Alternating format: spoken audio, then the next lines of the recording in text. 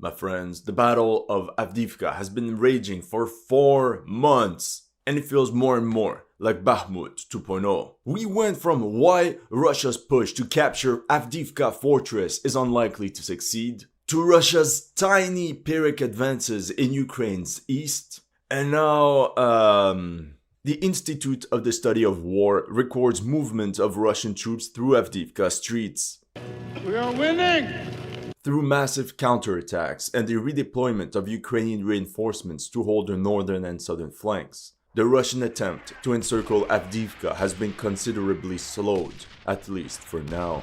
And it's not because it's the Telegraph that it's necessarily false. Russia gives up on encircling Avdiivka. Although the original title of the Ukrainian article is Russia fails to surround Avdiivka, prepares for urban block-by-block fights. That's right, while Russian aviation is flattening the city, Russian assault squads are now storming Avdiivka proper, from the north, the east, and the south. Here's everything they captured in the past days alone. The new Voice of Ukraine interviewed military expert Alexander Kovalenko, and he said very clearly, Avdiivka will be much more difficult to defend than Bakhmut. Logistics are more limited there. I mean, we already spoke about this for months, but what shocked me is what the journalist asked next. Will the Ukrainian forces have time to withdraw from the city if the need arises?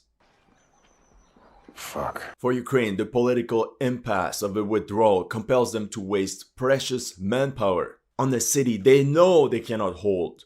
At the same time, Ukraine is also building a brand new line of fortifications just 16 kilometers west of Avdiivka. Oh, and guess who decided to show up in Avdiivka? Aiden Aslin! The last time he was seen on the battlefield, Ukraine suffered a major defeat in Mariupol, and he surrendered with thousands of other Ukrainian soldiers.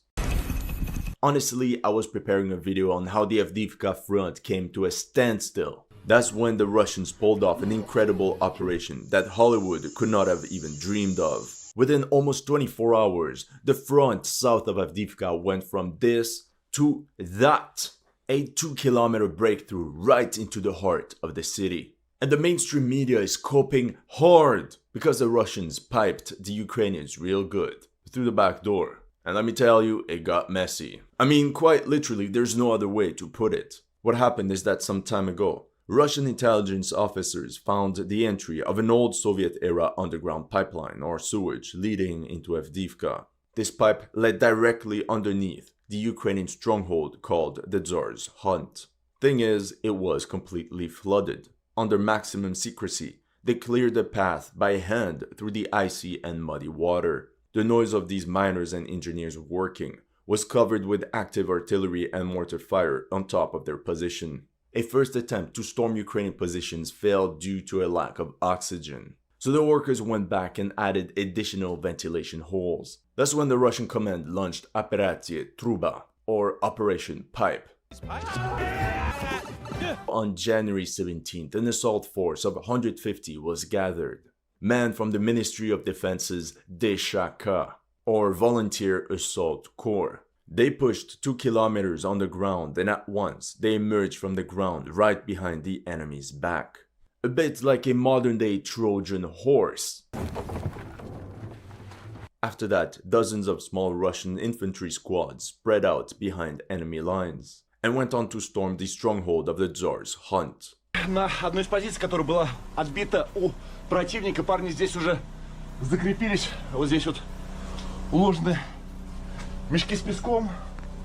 Собственно, и The Ukrainian garrison was taken by surprise and completely destroyed, and many Ukrainian soldiers simply surrendered. And we can clearly see that many of these stormtroopers were former Wagnerians. From there, the Ukrainians lost countless fighting positions, and whose defenders did not understand how the enemy was suddenly surrounding them. I'll tell you more about this operation in a minute. We'll look at how it even came to be, and what this means for the overall battle of Avdiivka. And what's crazy is that 160 years ago, the Russians used the same exact tactic to infiltrate the citadel of Shymkent in modern-day Kazakhstan. In 1864, the scouts of Russian General Mikhail Chernayev found the fortress's water supply pipe. The following night, a special detachment entered the pipeline and took the city by storm. And that's how Shymkent fell without significant resistance. Welcome to History Legends, and here are the latest news of the Russo-Ukrainian war.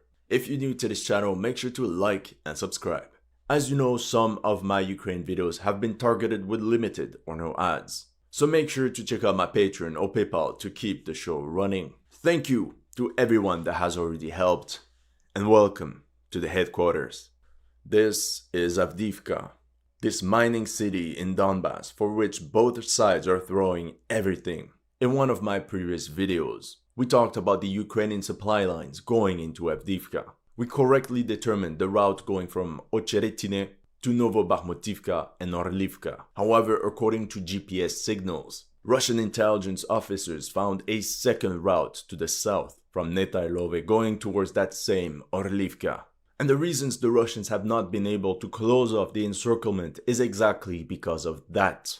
The Ukrainians are fighting tooth and nail to protect these vital supply lines. On the 12th of January, it was reported that additional Ukrainian reinforcements arrived in Berdishi, as well as in the industrial zone to strengthen the defense of the city. The Ukrainian command properly applied the theory of the 3 T's. Never let the 2 tips touch. And because of that, Russian assault squads have been struggling to break through, and multiple assault columns have just been hammered by Ukrainian artillery, thus making it very hard for the Russians to bring reinforcements and supplies to the contact line. On this map, you can see the artillery fire concentration on the Avdiivka front between the 13th and the 23rd of January. If we translate this onto a big map, these are all the areas that have been shelled in the past 10 days. And this clearly means this is where the bulk of the fighting is currently taking place at. Russian aviation is also extremely active, as you can see with this footage of this Su-25 fighter aircraft. Here you can see a very interesting FPV drone attack on a Ukrainian trench network. What I wanted to show you is its geolocation. So here's the railway line, and then there's this 90-degree angled tree line. If we translate this onto the map, once again the railway line, the 90-degree tree line, and the Ukrainian fortified bastion must be positioned right here. The video was released on January 16th, but according to pro-Ukrainian deep state UA, this same position was conquered by the Russians on January 1st. Well, turns out the Ukrainians recently recaptured these trenches during a counterattack. A bit further to the north, Russian TOS flamethrowers shelled Ukrainian positions, which according to deep state is in the gray zone. So as you can see, the Russian push towards Ocheretine has been bottlenecked by all the Ukrainian counterattacks. And that made the Russians very salty. All over the Avdiivka front, the Ukrainians tried to push back the Russians. For example, a couple of days ago on the southern flank, Russian artillery bombarded forward Ukrainian positions. Thing is, those Ukrainian entrenchments were geolocated right here on the map, meaning the overall Russian push against Sverne has stalled. I mean, there's barely any progress in weeks. On the 12th of January, NAFO bots went nuts because of this spectacular duel between 2 Bradley IFVs and a Russian T-90 in the village of Stepove. In this zoomed-in footage, we can clearly see the Bradley's 25mm automatic cannon ripping through the Russian tank. And all these explosions you can see are due to the tank's explosive reactive armor on contact with the 25mm shells. From this other angle, you can also see how the Bradley outmaneuvered the enemy tank. And that's where the video cuts, but in the long version, the T-90 was far from destroyed. As a matter of fact, it safely withdrew to friendly lines. I mean, sort of. That's when the T-90 was hit by FPV drones, and only then did the crew abandon the tank. Check out this interview with one of the Ukrainian crew members of that Bradley. Вже ж перший екіпаж приїхав спочатку. В них щось не вийшло. Тоді прийшлось нам на характері туди заїхати. Але, так сказати, колись грав в комп'ютерні ігри, я вспомнив все, коротше. І як бити ті танки, і куди бити, бо я мав його зупинити любою ціною. Із-за того, що в мене були проблеми з бронебійними, я просто почав його робити сліпим, щоб він звідти не уїхав. On top of that, in that same drone footage, we clearly see Ukrainian artillery shelling enemy-held positions in the village of Stepove, confirming the fact that the Russians are indeed in control of that settlement. Like we have seen in my previous videos, all the 47th Mechanized Brigade can do is to launch hit-and-run attacks with their Bradleys. But it seems Ukraine doesn't have the actual manpower to reclaim that settlement. And the situation will become extremely critical the moment the Russians advance just 1 kilometer to the west towards Berdishi, as this will seriously cripple the Ukrainian logistics towards Avdiivka. It's GG well played. In response to these raids, the Russians are specifically targeting these infantry fighting vehicles, like this FPV preying on the Bradley dug into the tree line. Turns out this Ukrainian armored vehicle was geolocated right here near Novobakhmutivka. This could confirm the theory that the Russians are actually bypassing Stepove and have rather decided to push along this tree line. But like we have seen earlier, it is proving difficult as well. That's where the Ukrainians regain control of this set of trenches. On the 17th of January, we can see a group of 12 Russian stormtroopers pushing along that same tree line. That's when they got intercepted by multiple FPV drones, which caused at least 6 casualties. For now, I can't say much more about the northern sector. Oh yeah, actually there's one more thing. That same Bradley driver that did the interview had something else to say a week later. Ну, знов той самий екіпаж, що з танком бадався, коротше. Ну, блядь, цей раз трошки не фартануло, блядь. Без характера. І без гарних відчуттів. Так що, як воно вже в житті буває. We can now assume his Bradley is kaput. And this strangely coincides with this video of an abandoned M2 Bradley near Stepove. Meanwhile, this Russian artillery battery is seen releasing huge loads right next to the coke plant. Using their footage, we can determine that this was the point of view of the drone. And we can see exactly what Ukrainian positions they bombarded. And on the 20th of January, swarms of Russian FPV drones fell on Ukrainian troops in that same sector. This could mean two things. Either the Ukrainians are attempting to flank Stepove from the industrial area, or the Russians are in the process of softening Ukrainian positions before launching the assault on the coke plant. At the same time, Russian assault detachments captured the water pumping station and creeped their way forward in the suburban area east of the factory. After this attack from the north, the idea was to launch a simultaneous flanking attack from the east to support the main assault, and ideally gain a solid foothold in the suburban area of Avdiivka. In this drone footage from the 16th of January, you can see a column of 7 tanks and BMPs pushing forward under the cover of a snowstorm. The armored column most likely came from this direction, and then crossed this field where they got targeted by the artillery of the Ukrainian 110th Mechanized Brigade. Despite inflicting losses on the enemy, Deep State UA had no other choice but to identify all this sector as captured by the Russians. And on the 27th, the Russians tried again with another armored column. This time they pushed through this first tree line, where some riflemen jumped off the BMPs, meaning they were disembarked somewhere here. The rest of the column continued across this field, hoping to get control of this tree line, until they were halted by either mines or artillery, forcing the entire assault formation to pull back. As part of this offensive east of Avdiivka, Russian aviation launched multiple FAB bombs on this high ground, thus making it very hard for the Ukrainians to reinforce these positions. And as of the 19th of January, Ukrainian forces only held this set of tree lines. If the Russians continue their attacks, the Ukrainian flanks will be exposed, and they will be forced to abandon their positions or face encirclement. During all this time, the southern part of Avdiivka remained very silent. A bit too silent. I mean, after the Russians captured the Promka industrial area in December, they didn't make much progress. This forested area, all this bush, acted as an impenetrable shield. Ukrainians can hide a lot of troops there, and the sector has been steadily fortified since 2014.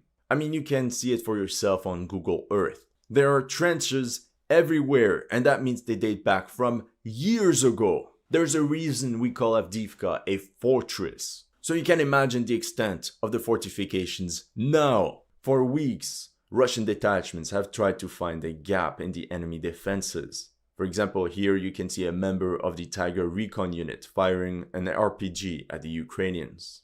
The Ukrainian positions in the forested area were supported by two main strongholds. Tsarskaya Okhota, commonly called the George Hunt, Here's some drone footage of that area. You can see the extent of the forested area, and you can even have a clear view of the Tsar's hunt. Like I said earlier, for weeks the front line stood along this highway, and the border was essentially this bridge. The second position was the water pumping station north of the Promka industrial zone. On the 17th of January, Russian aviation bombarded this position. A Yezdili 305 missile fired from a Ka-52M attack helicopter struck the main building of the position. All hell broke loose a couple hours after, when Russian assault units used this old underground Soviet pipeline to storm the Tsar's hunt. From there, they attacked in all directions and encircled multiple Ukrainian detachments, who were now taken between hammer and anvil, because that's when assault squads of the International Brigade Piatnashki, with the support of the 10th Tank Regiment, captured the Skotovata stronghold. Here in this apocalyptic scenery, you can see some of these Russian stormtroopers inside a former Ukrainian machine gun nest. Meanwhile, in that same sector, a Russian fire team is battling when a friendly drone showed up to deliver ammunition. And fun fact, back in November, the Russians already used tunnels in that same sector. На Донецком направлении очень активно модернизируется не только в воздухе, то есть над землей, но и на ней непосредственно, и даже под землей. И так как здесь хватает ребят, которые знают, что такое лопата, кирка, ну это шахтерский край. Сколько метров прокопали?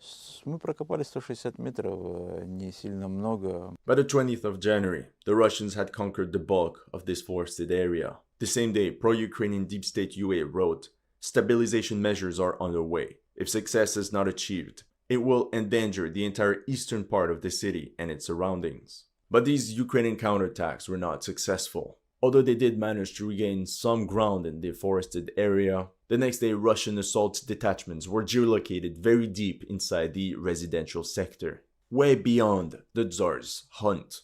With no troops on the ground that could intervene, all the Ukrainians could do was shell them and send them swarms of drones. For example, this Russian squad of 9 men was intercepted by a Ukrainian FPV right here. Meanwhile, other FPV drones swarmed Russian troops in the Tsar's hunt. Reports mentioned the desperate situation the Ukrainian command was facing. Waves after waves were sent to dislodge the Russians, but to no avail. Apparently, an infantry company, roughly 100 men, supported by 6 Bradley IFVs and 3 tanks, were brought from the northern flank all the way to the south to counterattack the Russian breachhead.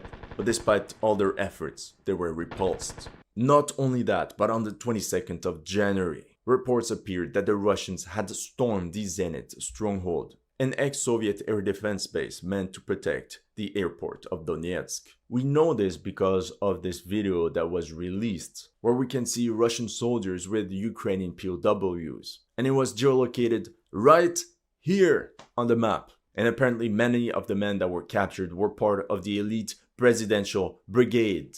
Despite these reports, the mainstream media and pro-Ukrainian mappers denied the Russian capture of the Zenit air defense base. Here from Forbes, on Monday, the Russians came closer than ever to cutting off Zenit with its labyrinth of concrete strong points. They failed, and that's a huge pile of cope. At the same time, the Ukraine command continued to send a lot of its reserves to knock out the Russians out of the residential sector using the T0505 road. In this video from January 25th, you can see tanks of the 116th Mechanized Brigade pushing along that road to counterattack the recently lost positions. Currently, the staging ground for all these counterattacks is the Khemik sector, also known as the Citadel. Here's a view of this area. As you can see, it's filled with Soviet-era high-rise buildings, also known as Komi blocks. And doesn't this remind you of Bakhmut? Not only are the Ukrainian counterattacks struggling, but according to the latest artillery strikes, Russian infantry units have pushed all the way into this sector, which is located only 1 kilometer away from the citadel. And according to the latest news, the Russians have expanded control of the residential sector, with some heavy fighting taking place at the border of the Tsar's hunt. Although the Russians are increasing their focus on Avdiivka proper, we should not forget the bigger picture of the Donetsk front. Although many of these battles seem insignificant, like I spoke about in the introduction, the Ukrainian command is currently building its own set of fortifications, Let's call it the Zaluzhny line, positioned approximately 16 kilometers west of Avdiivka.